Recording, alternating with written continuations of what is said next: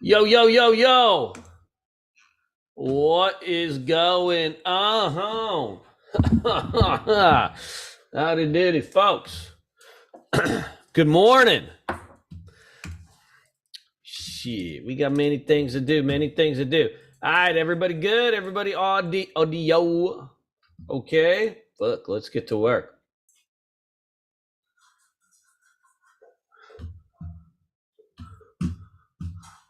All right, what do we got in here? Nikki P, what up, baby?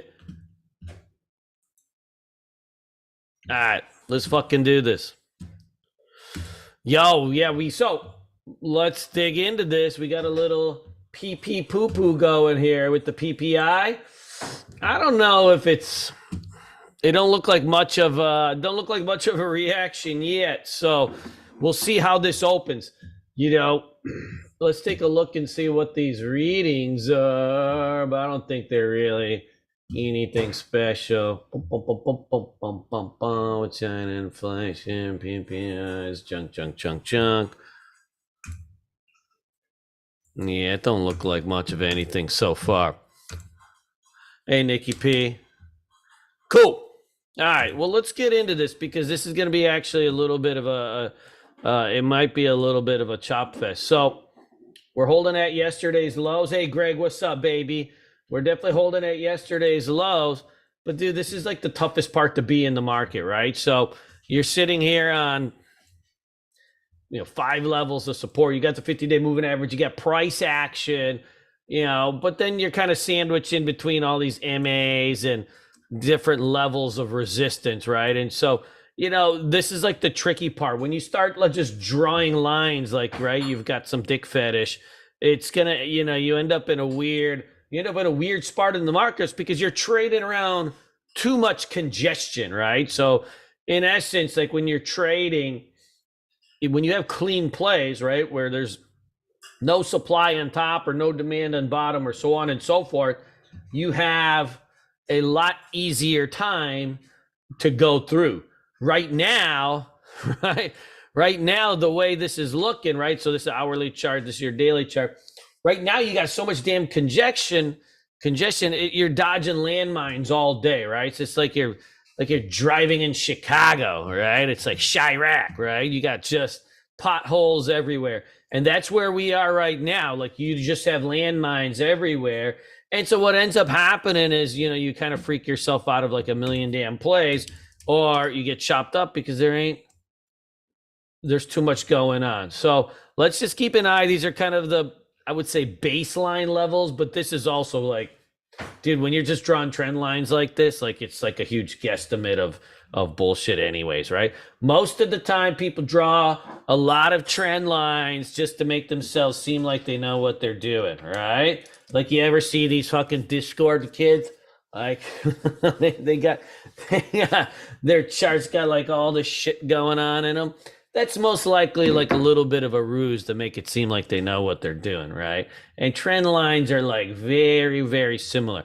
We just draw them so that other people think we know what we're doing. But these are all just, in the end, like the two big ones right here,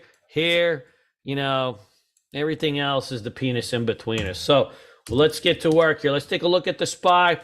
I was hoping for a little bit of 50-day moving average test here. We're not necessarily getting that. Get like a 0.2% pop in the SPY. So after the CPI, like this is not really, we're not getting a huge reaction, right? Just not a huge reaction yet. You got 0.23%. So we'll see what's up. And now what's going to happen here is like, right, you're going to start running into some levels of, I would call these mini supplies, right? You're going to start running into levels of supply, all over the top. And so that's where the congestion comes in from. This is strictly a scalper's market, or what we'd call day traders market, quick day trading market till the earnings season starts to really pick up steam, because you're just got too many booby traps all over the place, right? You got way too many booby traps all over the place. So currently, I would not be swing trading. It's strict scalping. If you can find stocks with some PRs on it or news on it, even better. But frankly, we're in a spot of distribution anyways, in the, at least in the general tech market. So what's distribution, right? When the control of sellers, right, from buyers goes to sellers. And we've seen that over the last, we've seen this, right, over the last few days. Like if you see here, like this happening quite a bit, right? You know, you get these kind of spikes up and then they get faded off. MU had a $150 upgrade on this particular day, right? It faded off. You know, it gaps up the previous day, right? A couple days before, and it fades off. And so you're seeing this kind of action like considerably in all sorts of stocks that are supposed to be, right, like the hot stocks. And so, you know, that happens when you're up 100%, 200% off the lows. You know, that's just going to be the nature of the game. What's up, Mr. Hagan? How you doing? What are you watching today? Hey, Mr. Treasures, thank you. Thank you. I appreciate that. It is Big Daddy's birthday today. It is 43. 43. Feeling pretty good, though. Feeling pretty good. Not as limber as I used to be, but I'm still feeling froggy. Not as limber as I used to be, but feeling froggy. All right, so these are the levels on the SPY. And look, the IWM's in no man's land.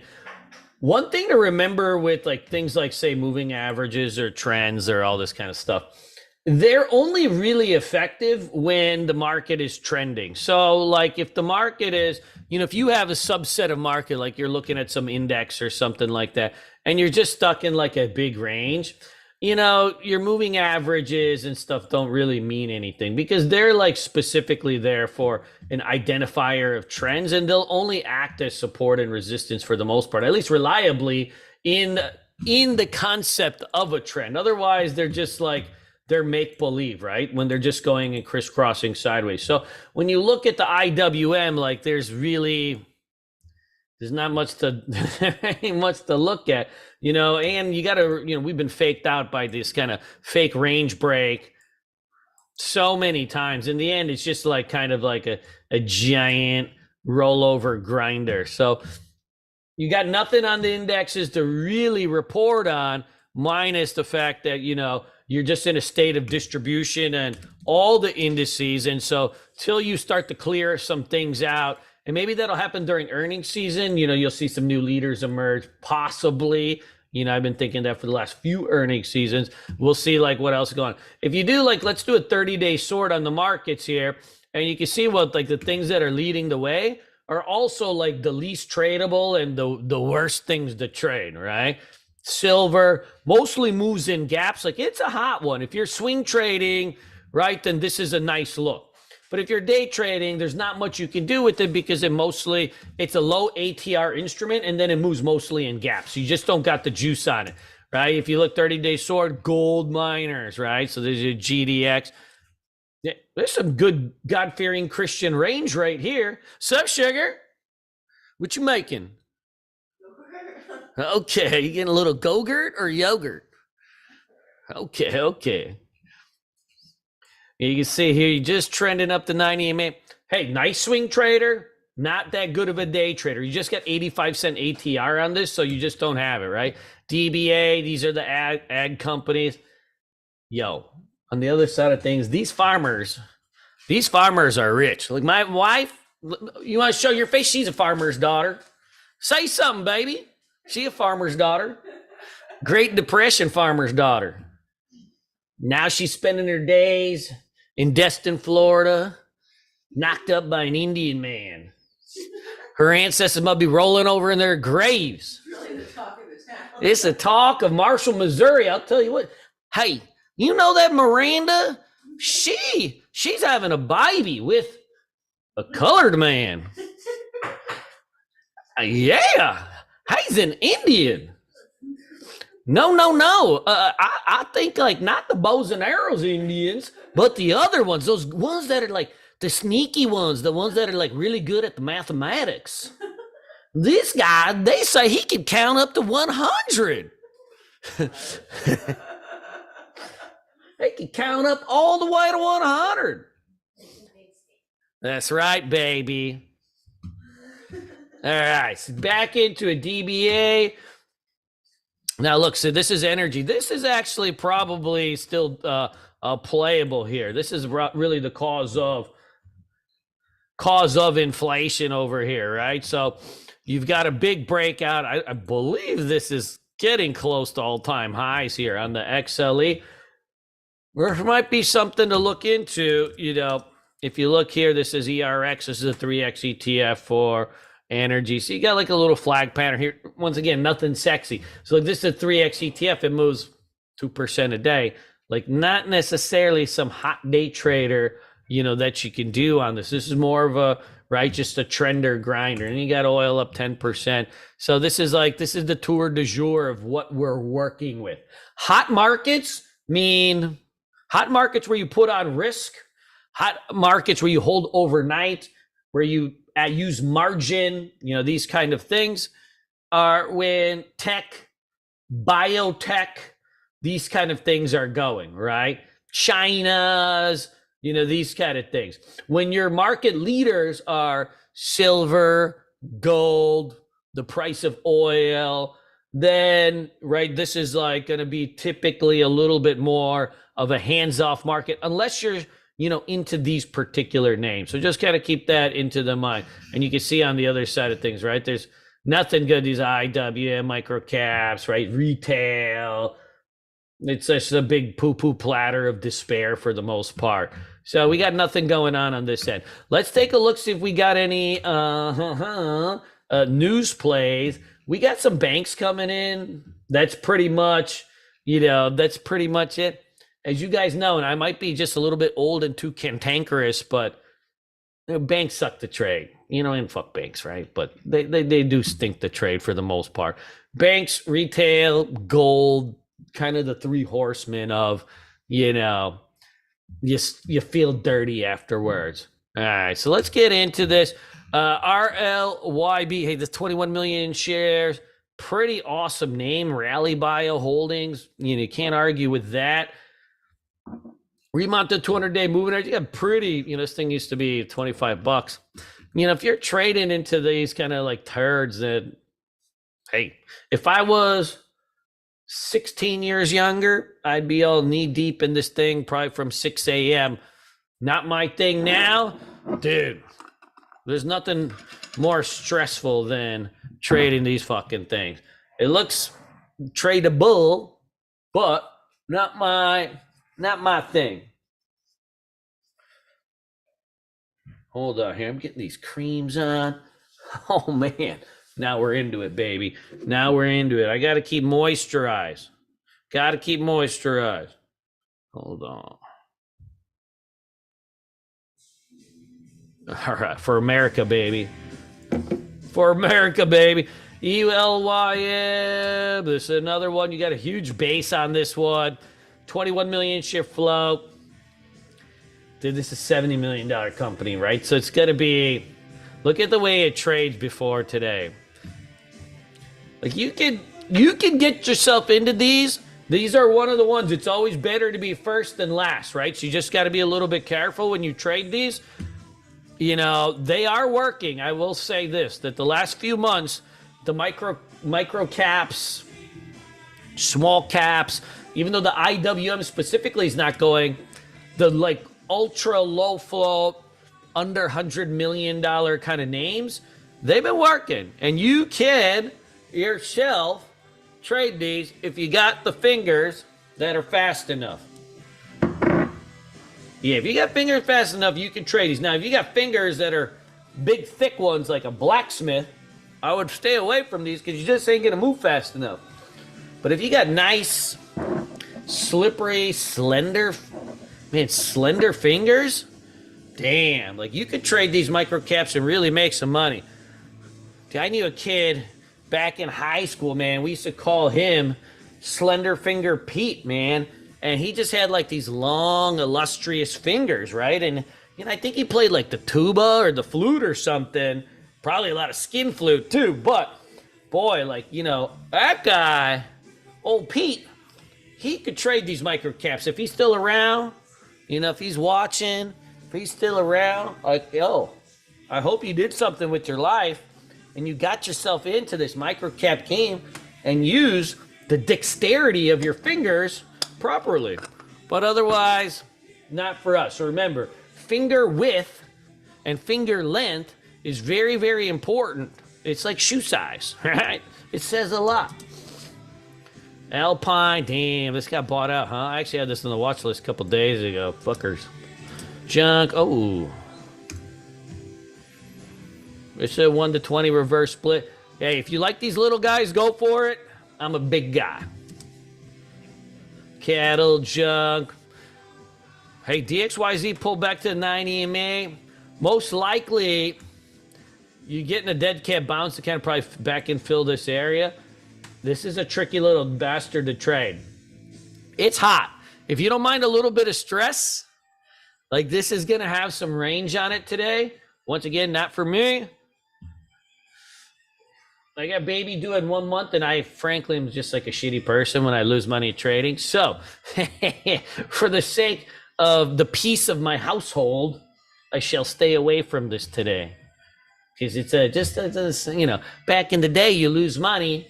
You grab 3 beers, a couple cigarettes, go in your room, do some stuff in there. You have yourself, you know, you can kind of even out. But now I got people in the house all the time.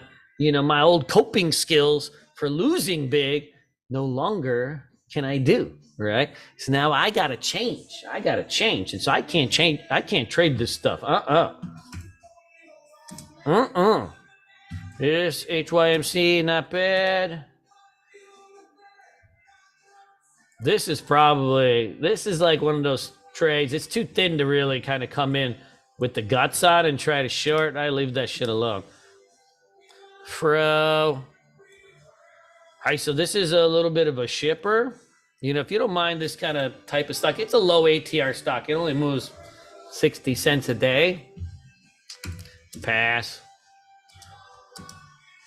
Junk. All right. So we got nothing really on the earnings front today. Let's take a look at these. There's a handful of things over here that we got. Old INTC, not INTC, NTIC. Boy, my eyes are bad.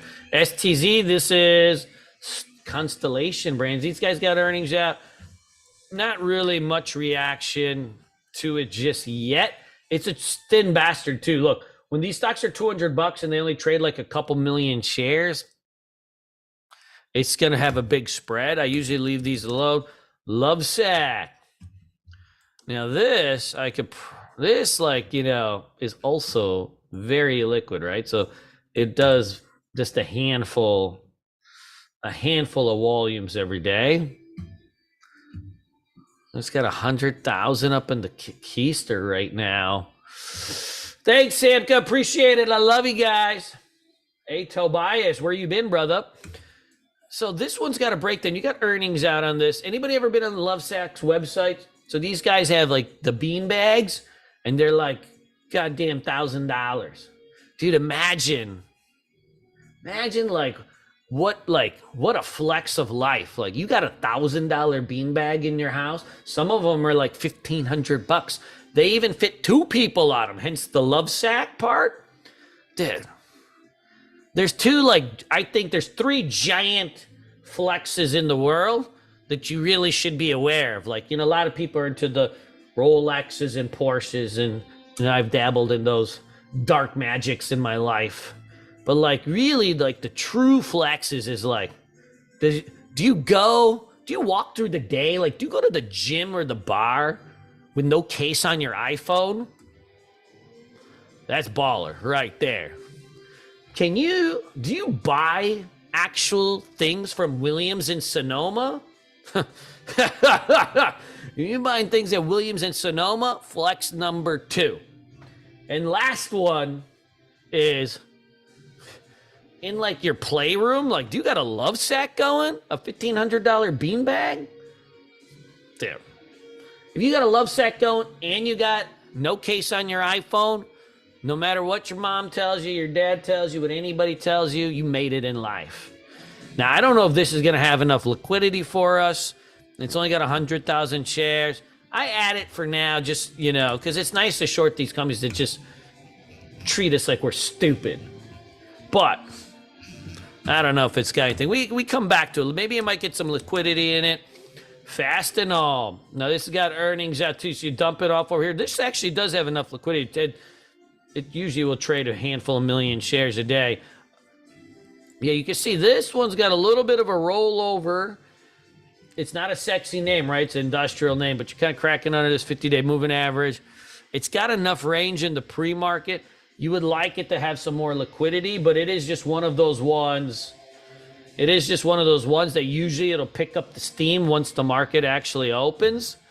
I think we add that too, right? So when these things open, like, you don't just come in and short them or anything, right? You got to still look for a setup. So in trading, there's two aspects, right? You have your intraday patterns, but you still need a big picture thesis on the stock, right? Like, hey, we short this like Trumpster stock every day, right? That thing's a zero. So you have a big picture thesis, and then, right, you're using intraday patterns to essentially short it.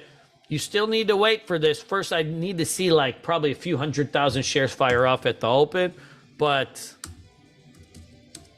if it does, look at this KMX, CarMax. They're still around, huh? Now, that's interesting because I always assume CarMax is a little bit more like a Circuit City, right? They're like the Circuit City of cars. So just knowing this thing is around, like, that's nice. It's like, Old Country Buffet, Golden Corral, Circuit City, CarMax. Man, not too many of that good stuff left, right? 8% in, 100,000 shares volume yesterday, did 4 million. Dude, we might be able to take this down. All right, we got Con's got earnings out today. This one never has any liquidity. It's only $2. APLD is a slut. Not enough range. All right, and I think tomorrow you got the banks. Most likely they just fucking go up. They always go. JPM, I believe it's to mañanas. And then you got Citigroup tomorrow. So we're like just starting up earnings season. Earnings season speeds up, guys, when Alcoa reports their 417. That's when like you usually get a little bit of a speed up.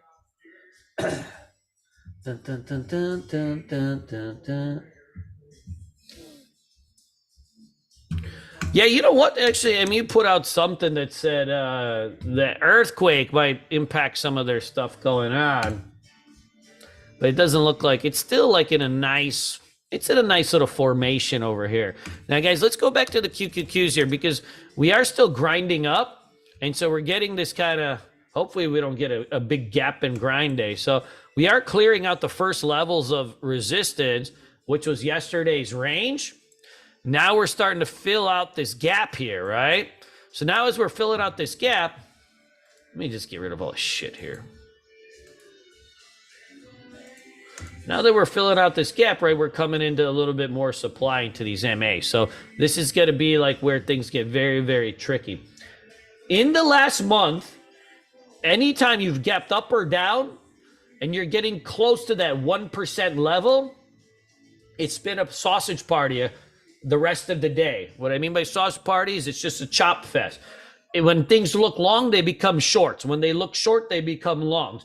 And you're in a range trading or mean reversion environment, which is typically the hardest type of thing to trade because you're so conditioned to trade, right? Momentum and breakout. So just be mindful. If we keep grinding back up here, we're going to have a little bit of trouble. All right. Now let's go in. So there's not that much there ain't much going on, in terms of the news plays.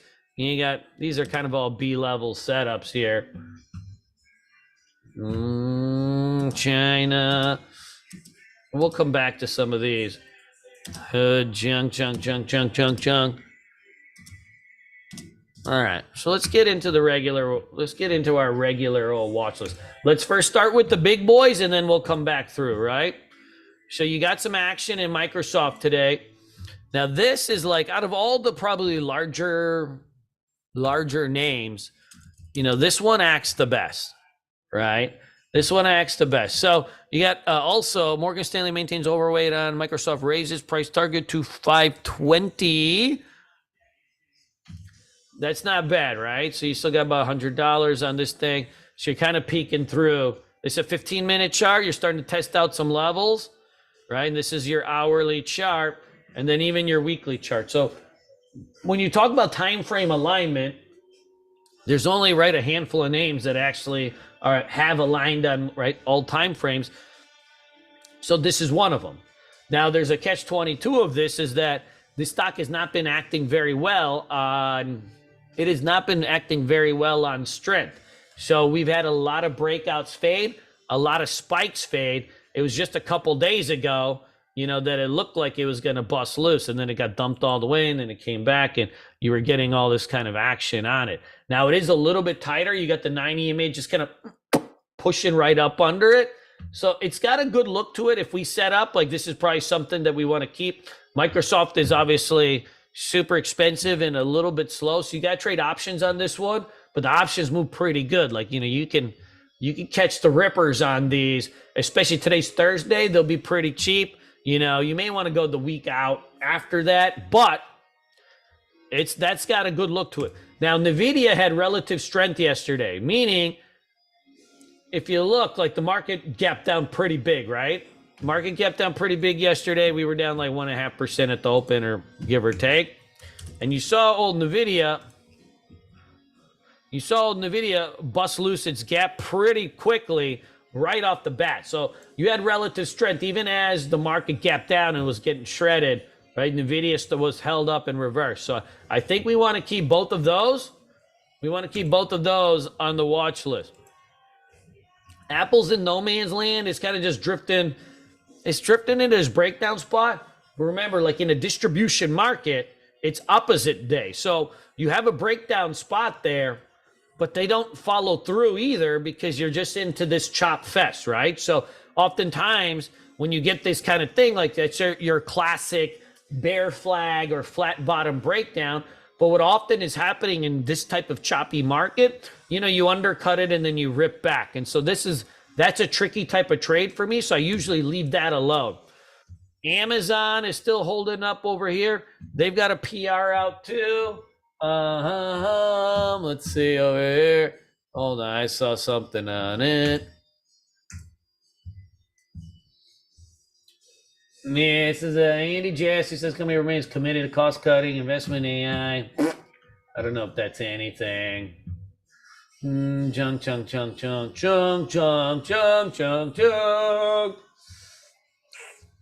I don't know if that's necessarily news, but the big hairy Indian butt is, of course, that if the market's cooking, that one and Microsoft still have the best charts. They're the only ones that are right near busted loose. And so you go back into this, right? You've got this is your 15-minute chart. You've got a clean spot that's developing. We need to keep an eye on this bad boy. So this one, Microsoft, and the Meta Nation. Dude, the Meta Nation, they had some news out yesterday that they're going to have their own AI chip. Yeah, right? It's just anybody can just build chips on their own, it looks like. They had to put a PR. They're going to have their own AI chips. And so the Meta Nation, you gap down and then you reverse. Had a pretty good range. This one's holding up pretty good too. So you've got 3 out of the big boys. Hey, thanks, Jason. Well, we're the same age, aren't we? That's nice. I'm just a little bit more hairy than you probably, with less hair. Less hair in the head, more in the back. It's the folly of Indian men, for any of you Indians out there, right? As we get older, it's like you lose it here, but then it comes here, and then it comes on your back. And I think that's what gets us all the chicks, It's probably what's getting us all the chicks lately. It's just that inverse hairstyle. We're making it famous. But yeah, add the Meta Nation, and then Google still holds too. So those are kind of out of the big boys. Those are the ones that look good. The rest of them are kind of in no man's land, right? AMD's definitely, AMD's a bear flag, but boy, every time it dips down, it's getting bought up. This is like, feels like one of those trap bear flags. You've seen these a couple times because you're right on the 20 SMA and the weekly, but also like you were at 230 or 240. So you've grinded down 60 points.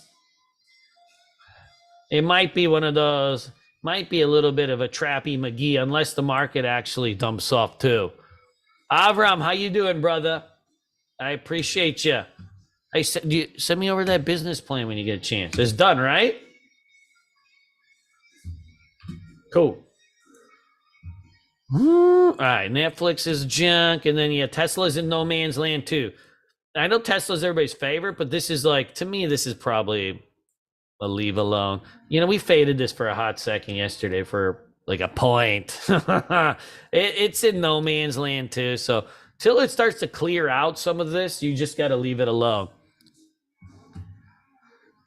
Hey, Tobias, how you been, brother? Let me check a look at Reddit here.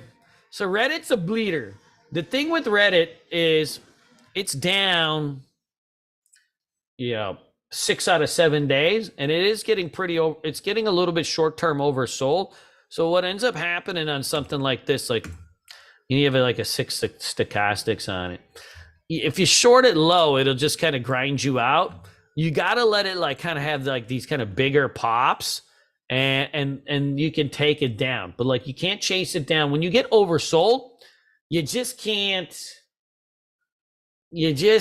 chase it low, right? If you short lows, use the hose. That's usually how it goes. You short lows, use the hose. So you just maybe give it a couple days, see if it pops up. Or if you're just intraday scalping, like let it push into something and then try to fade it off.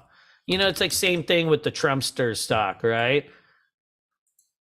Like it's just been, right? This was a filled candle. So these are 2 days that they reverse intraday, and then nasty, right? Nasty. So you're just getting so oversold. Like, yeah, it's probably getting down into the low 20s, but you got to like kind of hit them on really, really good setups when you're this oversold. Damn, this thing's dead. Man, you know what? That was a gimme short too. I had some puts on this that went out, but they were so spready. I dumped them for actually, I believe, a loss. Because the spread on it was like 25%. I was like, fuck this. And I didn't want to look at it anymore. That was a mistake. All right, let's get into this. Hey, so I've got a couple of these on my watch list for the last couple of days. I thought Run had actually a pretty orderly pullback. These solar stocks are super interest rate sensitive. So, we need the kind of TLTs and stuff like that. We need the TLT to actually hold up. But like you're kind of setting up here. You got, it did 15 million shares. I got an alert if it starts getting to like 1280-ish. Thanks, AK. Appreciate it, brother. If it gets into that, I think we're into like a semi-decent spot. Right? Same thing with SADEG here. 1 test, 2 tests, 3 tests, right? It needs a little bit of work, but this one, because the float on it's only 40 million shares. If it does start to test and push through, it'll move fast. Now, I repeat, I do not believe that we are in a longer term hold market unless you really see the market clear out some levels. This could be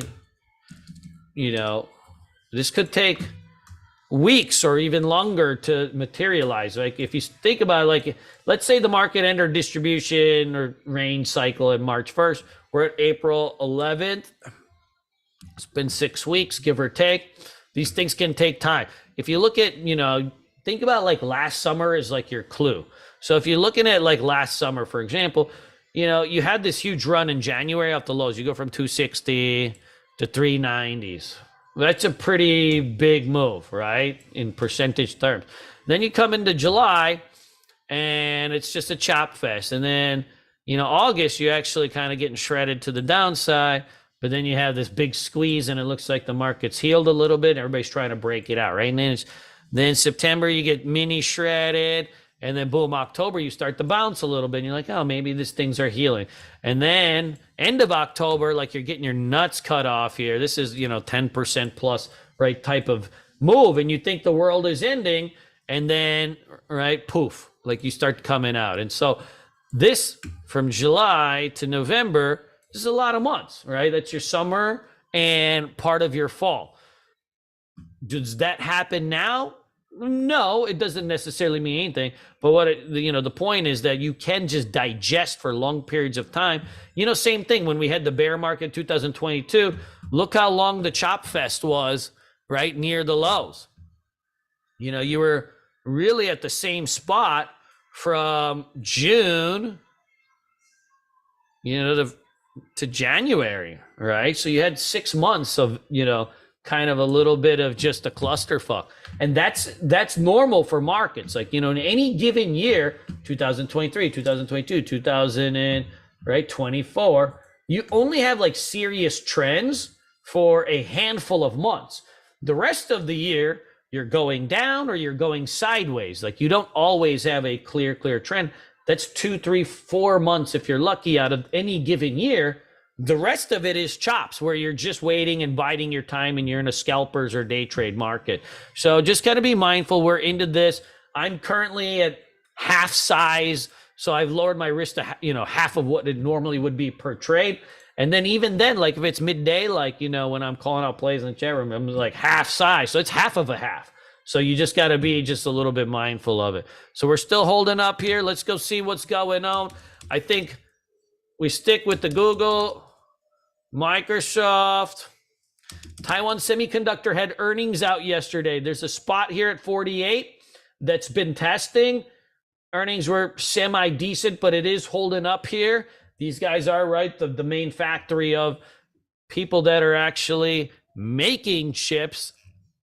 And I believe they had multiple pieces of news out there getting their hands on some of that, funny money from the government. The government's giving out some funny money for chips to, get some things built in the United States, which is actually, probably out of all the things you waste money, and that's probably a decent one to spend money on. But they're getting some of that funny money too. So that's been in the news for a little bit. So they got, I believe, 11 billion, something like that, which, on a $1 trillion company is not anything crazy, but you've got a clean level here that if it busts through and the market holds, so there's a lot of ifs, ands, and buts. So when you're trading and you have this, right? When you have this, there's no ifs, ands, and buts. Like you see dips, you see patterns, you see everything. You just hit the buy button and you shred. You draw squiggly lines on your charts, you buy, they work. Now what happens is when you get into range, there's more ifs, ands, and buts, meaning that when you enter a trade, there's more that you have to look into than I just drew a squiggly line on a chart. You got to check the QQQ. You got to check, like, what's oil doing? Because when oil's been flying, right, the market's been under pressure. How's the TLT looking? What's the sector looking? Now, like, you're dancing around all these things. You have all these ifs, ands, and buts. And that's why these type of markets, a lot of professionals will lower their size or just sit out. Now, that's not our style. We're degens, right? But we're good degens. And so we can do this, but there's just more ifs, ands, and buts. So remember, there's a time to put your nuts on the table while speed chopping carrots with a rusted knife. And there are times to just scalp around. And so we're into this. So this 148 is a spot, but it could very well fade. That's what happens in distribution markets. So you take it quick. If it holds and retests and builds, you can reload, but you don't want to even get into that. Shyam Patel, how you doing, buddy? My brother. Hey, Shyam, let me ask you something. For a Gujarati kid, man, you got like a really good tan. Most of us don't got that kind of good tan. What's up with that? That Texas thing? I've always been wondering that for a long time. Tobias, what else you got besides this Reddit? Okay. Now let's go back into some of these gappers here. I think this love sack might be a little bit thin at the open. Not much we can do on this. KMX, I think we can shred. Fast enough.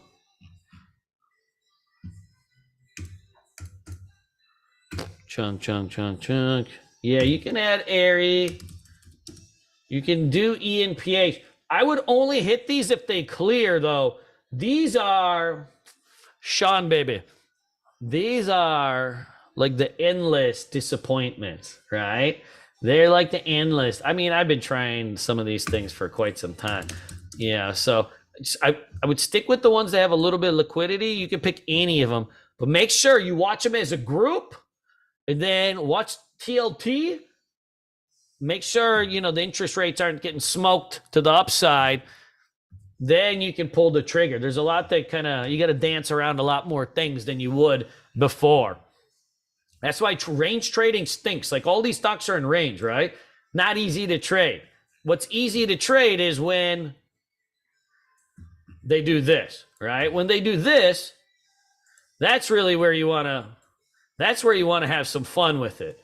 The problem is a lot of people don't have the patience to wait for stocks to do that, and there's always something doing that.